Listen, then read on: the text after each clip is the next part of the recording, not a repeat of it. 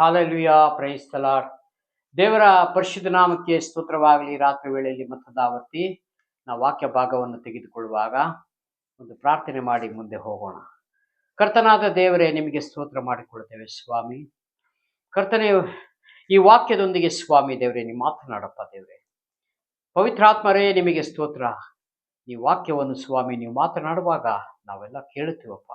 ಕೇಳಿದ ಮಾತ್ರವಲ್ಲದೆ ಕೈಗೊಂಡು ನಡೀಲಿಕ್ಕೆ ಸಹಾಯ, ಕೃಪೆ ಎಲ್ಲವನ್ನೂ ನೀವು ಪರಲೋಕದಿಂದ ಒದಗಿಸಿಕೊಡಬೇಕಾಗಿ ತಂದೆ ಮಗ ಪವಿತ್ರಾತ್ಮನ ಹೆಸರಿನಲ್ಲಿ ಪ್ರಾರ್ಥನೆ ಮಾಡುವಂಥವರಾಗಿ ಯೇಸು ಸ್ವಾಮಿ ಹೆಸರು ಬೇಡಿಕೊಳ್ಳುತ್ತೀನಿ. ಪರಲೋಕ ಒಂದು ವಾಕ್ಯ ಭಾಗವನ್ನು ತೆಗೆದುಕೊಳ್ಳೋಣ. ಧರ್ಮೋಪದೇಶ ಕಾಂಡ 5ನೇ ಅಧ್ಯಾಯ, ಅದರಲ್ಲಿ 28ನೇ ವಚನವಾಗಿದೆ.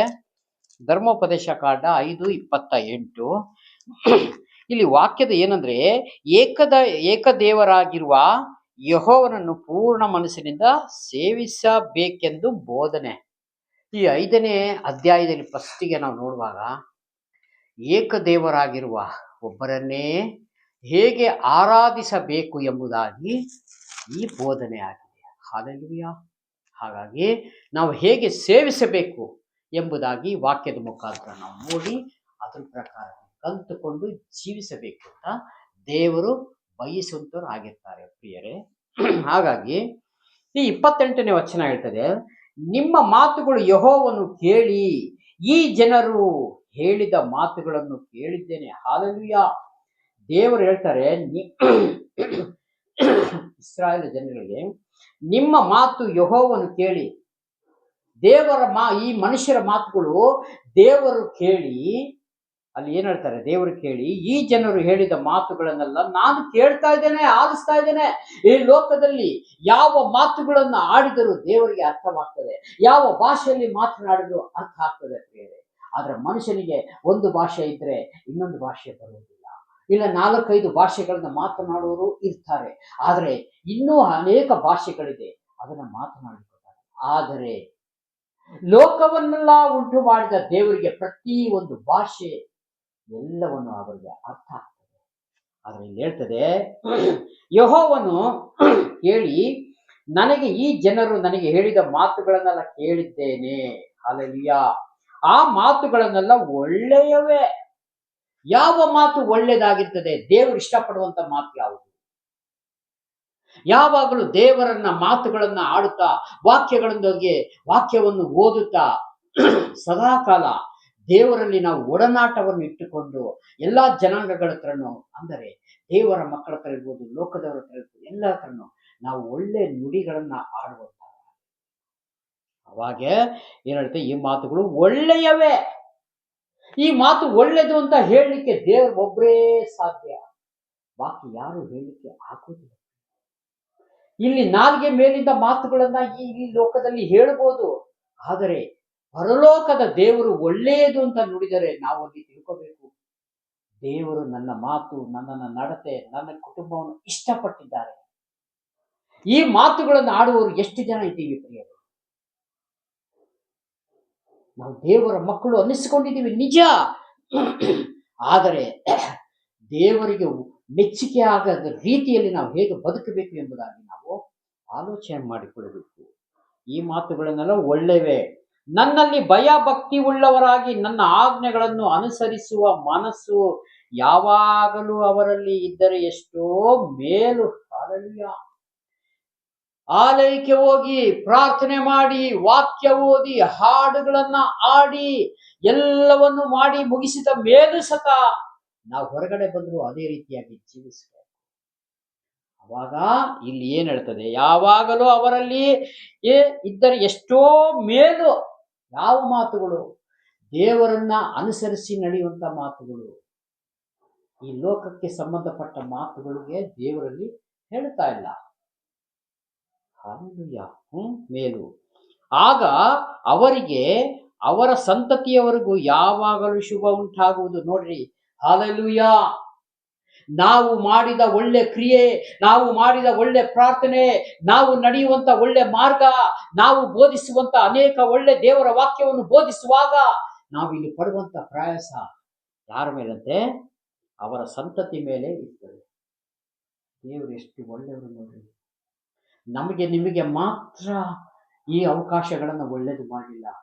ನಿಮ್ಮ ಸಂತತಿಯವರಿಗೂ ದೇವರು ಒಳ್ಳೆಯದನ್ನ ಮಾಡುವಂತವರಾಗಿದ್ದಾರೆ. ಈ ಲೋಕದಲ್ಲಿ ಎಷ್ಟೋ ಜನ ಐಶ್ವರ್ಯವಂತರು, ಅವರ ಆಸ್ತಿ ಇವೆಲ್ಲವನ್ನು ಪ್ರಾಪರ್ಟಿ ಅಲ್ಲ, ತನ್ನ ಮಕ್ಕಳ ಮೇಲೆ, ತನ್ನ ಸಂತತಿಯವರ ಮೇಲೆ ಹೇಗೆ ಬರೆದಿರ್ತಾರೆ ಅಲ್ವಾ? ಆದರೆ ಅದು ಒಂದು ದಿವಸ ಇಲ್ಲದೆ ಹೋಗಬಹುದು. ಇದು ದೇವರ ಪ್ರೀತಿ ಶಾಶ್ವತವಾದದು, ಎಂದೂ ಅಳೆದು ಹೋಗಲಾರದಂತ ಪ್ರಪಂಚವಾಗಿದೆ. ಅಂತ ದೇಶದಲ್ಲಿ ನಮ್ಮನ್ನು ವಾಸ ಮಾಡ ಕರೀತಾ ಇದ್ದಾರೆ.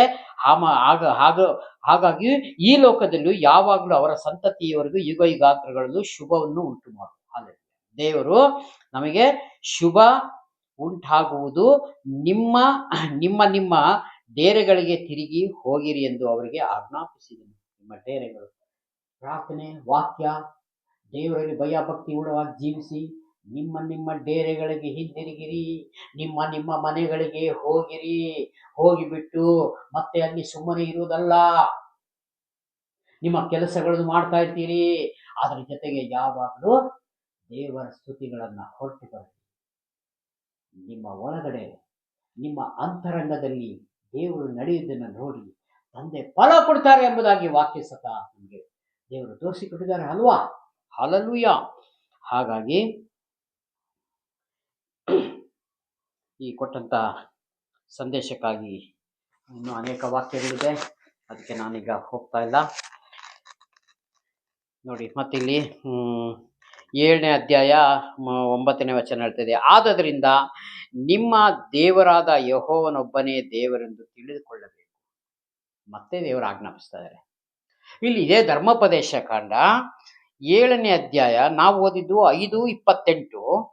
ಈಗ 7ನೇ ಅಧ್ಯಾಯ 9ನೇ ವಚನದಲ್ಲಿ ಒಂದು ಮಾತು ದೇವರು ಹೇಳ್ತಾ ಇದ್ದಾರೆ, ಆದದರಿಂದ ನಿಮ್ಮ ದೇವರಾದ ಒಬ್ಬರೇ ದೇವರೆಂದು ತಿಳಿದುಕೊಳ್ಳಬೇಕು.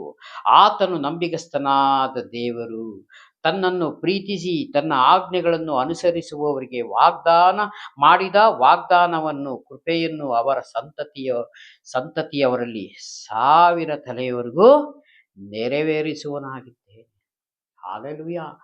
ದೇವರನ್ನ ಪ್ರೀತಿಸಿ ಆಜ್ಞೆಗಳನ್ನು ಕೈಗೊಂಡು ನಾವು ನಡೆಯುವಾಗ ನಮ್ಮ ಮೇಲೆ, ನಮ್ಮ ಮಕ್ಕಳ ಮೇಲೆಲ್ಲ, ಇಡೀ ನಮ್ಮ ಹಿಂದೆ ನಮ್ಮ ಸಂತತಿ ಅಂದ್ರೆ ಯೋಚನೆ ಮಾಡ್ರಿ, ನಮ್ಮ ಮಕ್ಕಳು, ಅವರಿಗೆ ಮದುವೆಯಾಗಿ ಅವರ ಮಕ್ಕಳು, ಸಂತತಿವರೆಗೂ ದೇವರು 1000 ತಲೆವರೆಗೂ ದಯೆ ತೋರುವವನಾಗಿದ್ದಾನೆ.